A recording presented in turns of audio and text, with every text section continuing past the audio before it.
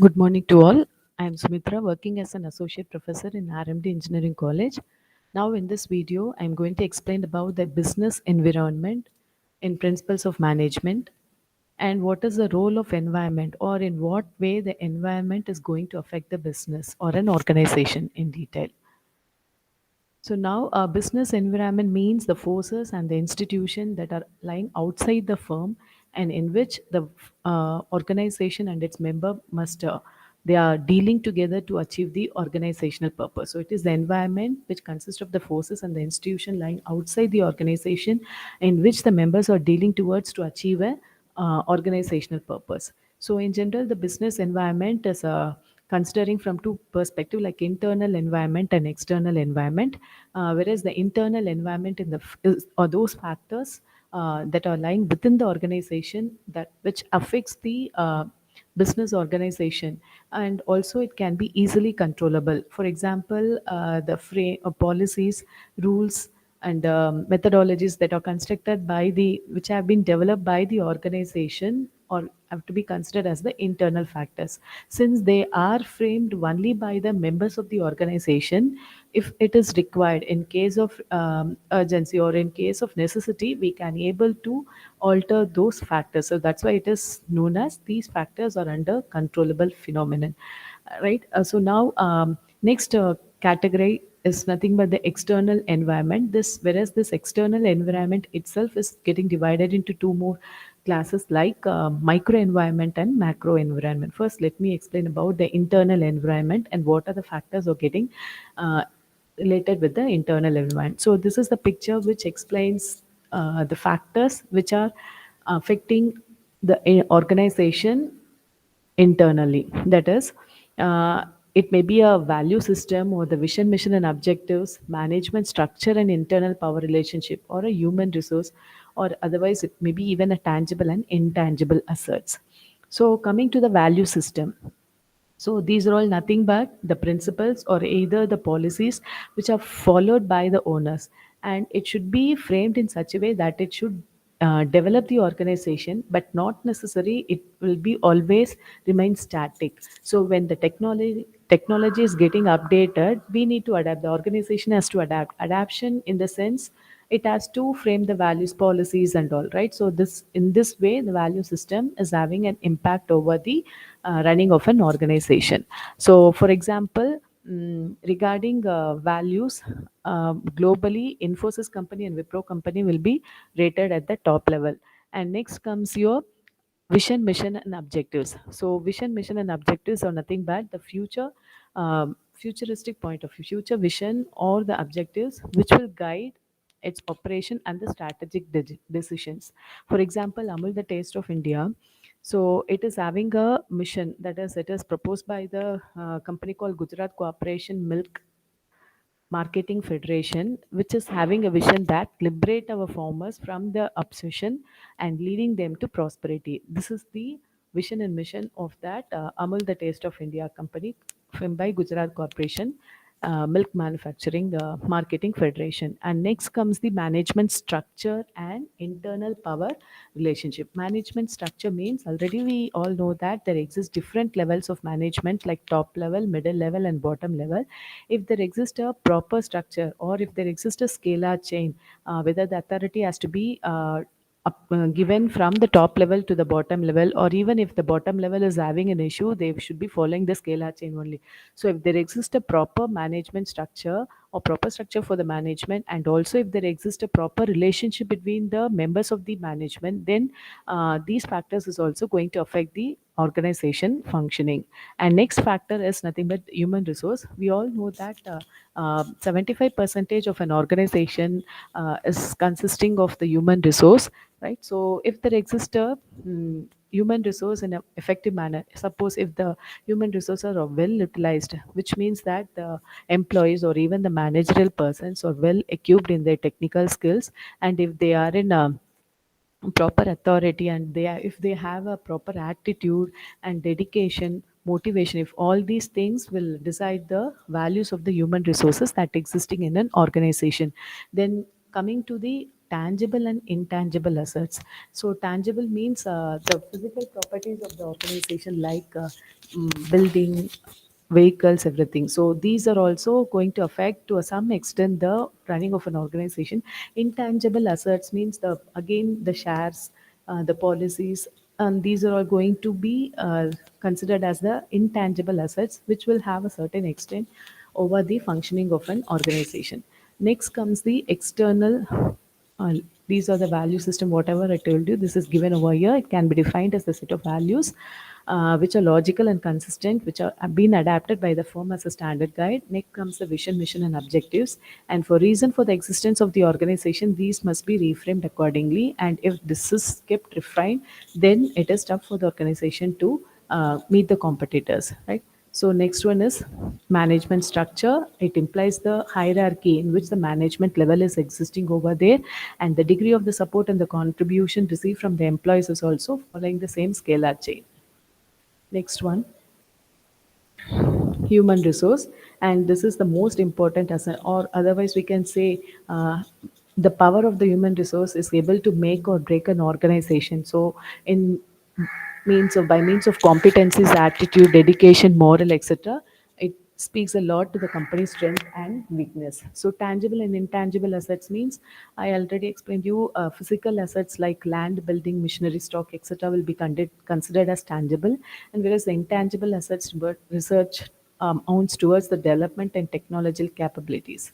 And next comes your external business environment. So the external business environment or the factors which are lying outside the organization, but to a certain extent it is going to affect the running of an organization. And here we have two classification like micro and macro. So the factors which are considering under the micro environment or under controlled, they can be controlled to a small extent by the members of the organization itself. So the factors which are considered coming under the micro environment are the suppliers, marketing persons, public, and then the mediators, so and so like that. So let me explain about each and everything in detail now. So first, these are the factors which are coming under the external environment, whereas this is the micro environment factors which is lying next to the, that is immediate to the firm or the organization, and the outermost circle represents the factors coming under the macro environment. So first of all, coming to the microenvironment factors, they are the competitors, suppliers, customers, intermediaries, shareholders, employees, and the media. So let me explain about each and everything in detail. Competitors. So if the competitor's strength and weakness and the technology what they are adapting for producing the product is not known for the organization working people, then definitely it is not possible for an organization to survive in that industry. Because if the competitor is producing the same product, whatever product that organization is producing, there exists a competitor of same product, then they need to compare in what way the technology can be modified, or at what price we can offer them to drag the customers like that. So we should have a thorough knowledge of what the competitor's strength and weakness, right? So suppliers plays a vital role. Even if there exists some suppliers of different qualities, we need to select a proper supplier, right? So to carry out the production process, definitely we are in need of suppliers. Suppliers may be either a financier who provides the money, or an college who provides the sources as a human resource like that, right? So depending upon the quality of the suppliers, the organization effectiveness can be affected to some extent. So next one is the customers. So whatever maybe the business people or the organization produce, finally it has to reach the customers. They are the end products, right? So in order to sell our product in the market, first of all we need to know what is the actual demand of the customer, what is the capability of the customer to buy the product. So before going for purchasing a product or coming out with a product, we need to know all the details from the customer point of view. So this is an important aspect. Okay, then comes intermediaries are those persons who are serving as a link between the buyer and the purchaser.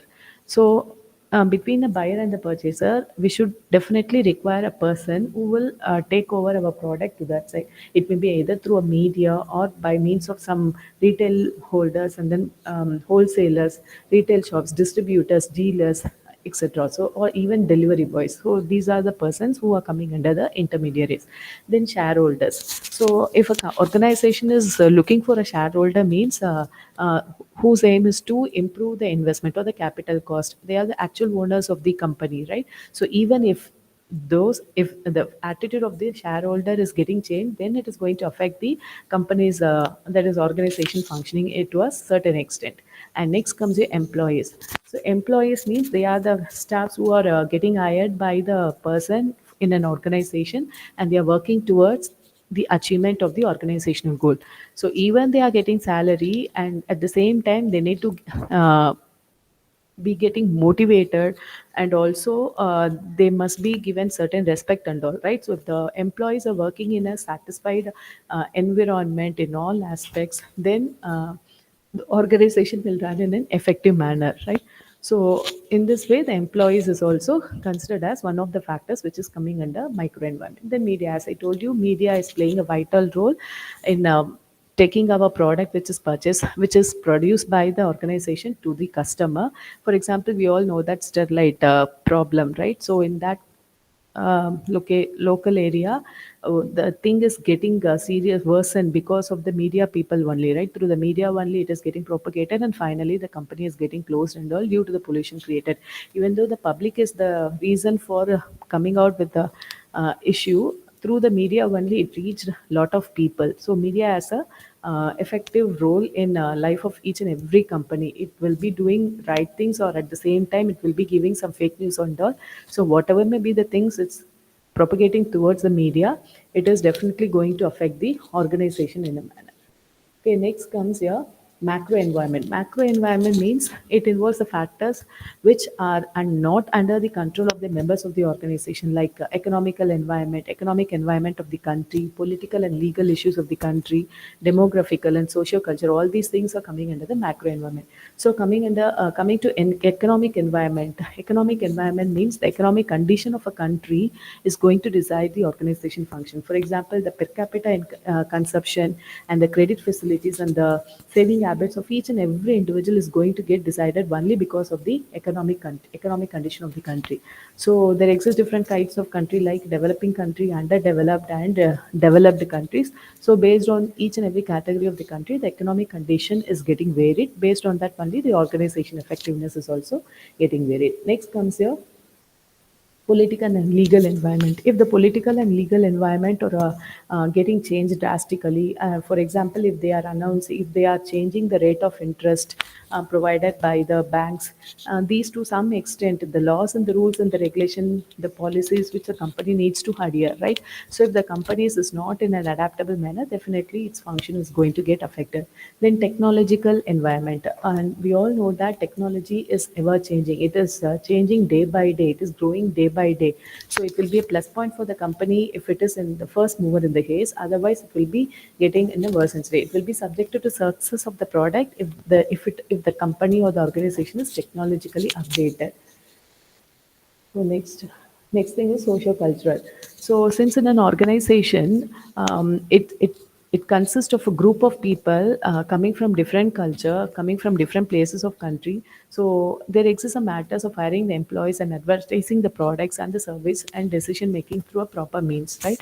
It consists of human relationships. So that's why socio-cultural environment also is coming under the macro environment. Demographic environment. So it means the size and the type, education level, and the distribution of the population in that geographical area. So the knowledge of this environment is also required in order to take an optimal decision or optimal marketing for the target population. And then global environment. So due to the liberalization of domestic companies, they can offer the products and services for the sale to other, that is import and export. And also while doing this, the management in the sense organization as a total should have a knowledge regarding the global requirements for the product in the universe, right? With this, I will be ending of the session. In the next video, I'll be explaining about the marketing technology in detail. Thank you all.